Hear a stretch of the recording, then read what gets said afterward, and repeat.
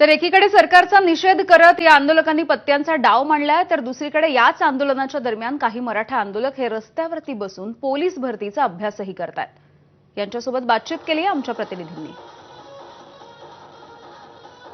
मराठा आरक्षणाच्या आजच्या चौथ्या दिवशी आपण पाहतोय की मोठ्या प्रमाणात नागरिक हे सीएसटी स्थानकावरती जमलेले आहेत। मात्र सर्वांचं लक्ष वेधून घेतलंय ते म्हणजे पोलीस भरतीची तयारी करत असलेल्या या तरुणांनी भर चिखलात सीएसटी स्थानकांवर ही पोरं आज पोलीस भरतीचा अभ्यास या ठिकाणी करताना पाहायला मिळत आहेत। आपण त्यांच्याशी बातचीत करूया, त्यांचं नेमकं काय मन आहे।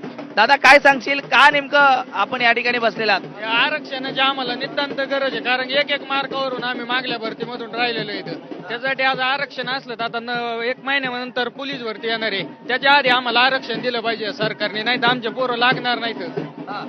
वयोमानाची पण अट असते।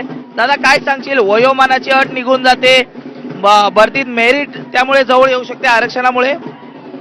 तसं नाही सर, पण इथून आरक्षण भेटलं तर समजा आम्हाला जो फायदा होतोय तो फायदा होणार आहे। इथून माग मी दरवेळेस वेटिंगला आहे। 2017 साली 1 मार्काला वेटिंगला होतो, 92 मार्क घेऊन ह्यावेळेस मी राहिलेलो। या वर्षी जी पोलीस भरती झाली आता 17,000, त्यावेळेस मी मुंबईला वेटिंगला आहे, परत पिंपरी चिंचवडला वेटिंगला आहे पोलीस भरतीमध्ये 1-1 मार्कांनी। सर, आरक्षण असते तर तो फायदा झाला असता। जर का आरक्षण मिळालं तर त्याचा फायदा यंदाच्या पोलीस भरतीत नक्कीच होईल अशी अपेक्षा त्यांना आहे।